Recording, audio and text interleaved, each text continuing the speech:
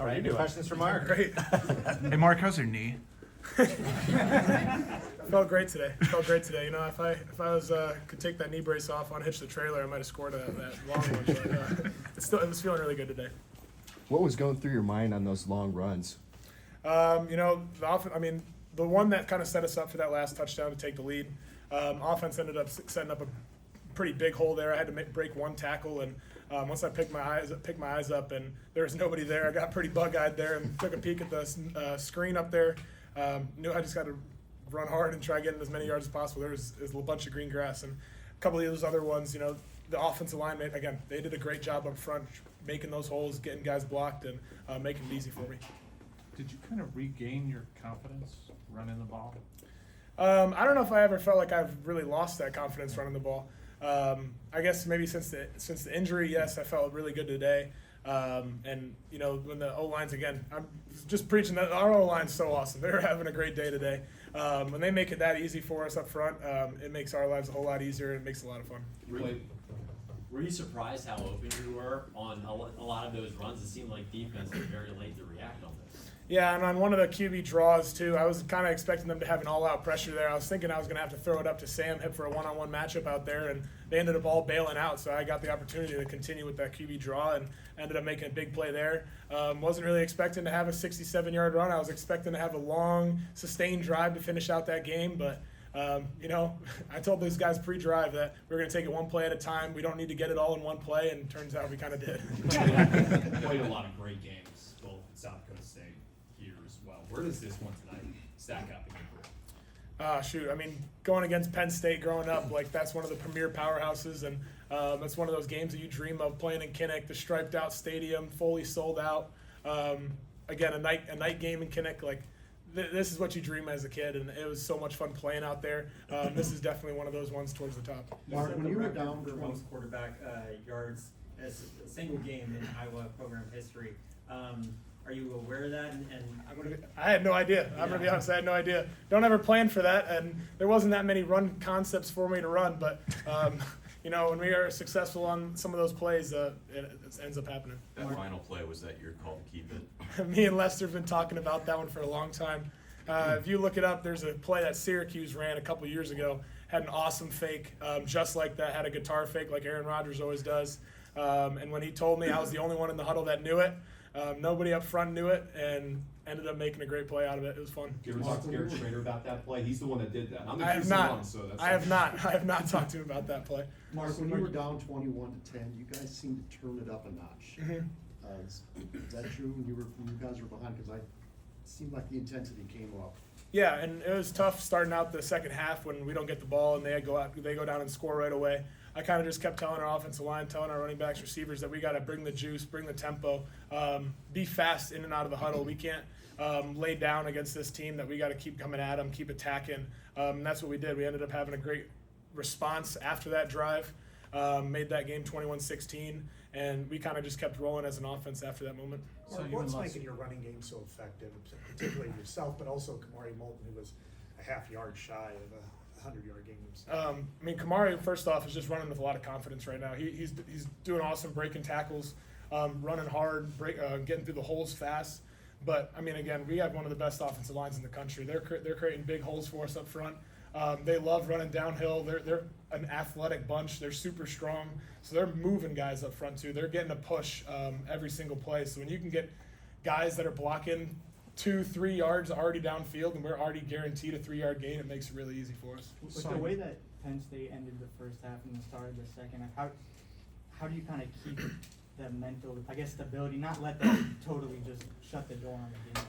Yeah, and to end that first half, I mean, that's obviously not ideal, but Drew's been doing a great job all year, doing a great job in practice, making kicks from that distance, and he was doing it pregame, he was making from that distance. So for that to happen, that's really unfortunate, but again, we are a team that we got to respond after certain things that happen that way, and especially coming out in the second half, that's not an ideal situation, but as an offense we keep talking about, we got to be the reason and go out there and execute when we needed to, and tonight we did. Saw you and Tim share a moment after the game. What did he tell you? I'm gonna be honest. I don't know what was going on. I was kind of so juiced up. I don't even know if he said anything, but it was more of just a LFG. I'll just leave it at that. It was a lot of fun, and it was just good to see him out on the field after. I didn't expect him to be down there. He said once we got that first down, he started sprinting down out of the press box, so we didn't even see the kneel. And I was glad to get an embrace with him after the game. Mark, seemingly, apologies for the leading question, but it's this to us is a situation where it's like, this is what you brought Mark Gronowski in for.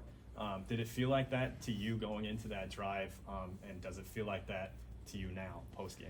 Yeah, I'm a guy that wants the ball in my hands whenever I got the opportunity to, and just talking with Coach Lester on the mic, even that first play of the game-leading drive, he said he was going to put the ball in my hands when we needed to, and he did, and I ended up making a great play there. And again, thanks to the offensive line for the blocks and everything up front.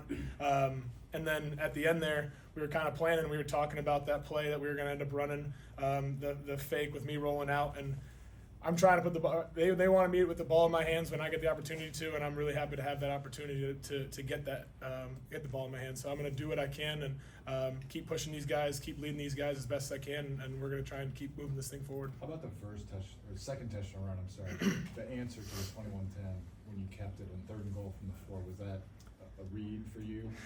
What was the deal there? So we called 2 plays in the huddle there, hoping for man coverage. They ended up not giving us the man coverage there that we wanted. So I had to can it, change it to a different play. And technically it was a run for the running back there, and I'm not supposed to keep it there. But, I got the right look there, and if I keep it, I get tackled. I get graded out 0 on that one, the complete F. But if I take it, I better be right, and ended up being right there. So it ended up being a good play. Mark?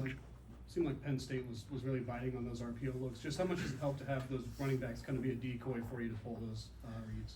Yeah, it's awesome, and especially when Kamari's running hard like he is and had such a great running attack today, it makes all those RPO looks, all those quarterback run looks a whole lot easier for me. Mark, not that you guys ever lacked energy, or anything like that, but it seemed like after I think your 38-yard game, like you got up, you were looking at the sideline, hyping up everybody, looking at the crowd, hyping up. Did it feel like, I don't want to say a switch flipped, but it just seemed like you guys from that point on just really kind of accomplished exactly what you wanted to set out. Did you kind of feel like that was the play that kind of open things back up for you guys offensively? I think it definitely was part of it, and I felt like the whole offense as a whole kind of gained a little bit of confidence. And after going down 21-10, that's never a great situation to be in. And when you can get a play like that, get the boys juiced, especially I think it was a 3rd down play when we had that. That really gets the team moving. That really gets the offensive momentum to start playing hard. And I think we maybe scored every drive after that or something close to that. So again, it's a big confidence builder for us. I'm sure it hurt to not be on the field at the end of the Indiana game, but to be on the field and close this one out, how good did it feel knowing, I'm sure it hurt a lot to not be on the field last time. Yeah, it hurt a ton. I was super disappointed. And not being out there is one of the worst feelings. So you've been working so hard with all those guys, and to not play there, not finish that game, it really sucked. But to be out there again today and be able to finish this one with an awesome crowd in front of us, and I got to give a shout out. That Penn State team came out ready to go today. A lot of people were counting them out today with the coach firing and all the noise that was going on there. But those boys came ready to play, and they had an awesome day up front, I thought. And their safeties, their DBs had a great game as well. Only 68 passing yards tonight. What does this passing game need to do to get movement, and what was holding it back tonight? Yeah, their DBs they're playing really hard today. They're pressing us on the outsides and not giving our guys a great opportunity to try and get open. But when we were running the ball so well, it was kind of hard to stray away from that. We passed when we needed to get out of certain situations, and we were successful in some of them. But if we're running that well, we're going to keep doing that. Madison, yeah. You mentioned the confidence that you guys have right now after a shutout win over Wisconsin. You get a comeback win against Penn State. What is this confidence level like for this team right now, and how can it continue to grow? Yeah, it's been really cool to see just not only with the confidence in the offense, but confidence in the defense and confidence in the team as a whole. I feel like this team has gotten really close together this year, really playing as a cohesive unit, kind of playing back-to-back. Like defense maybe gave up that touchdown, but we were able to respond. We go out there and score. We need a huge stop by the defense on that 4th down that seal the game, and they do it.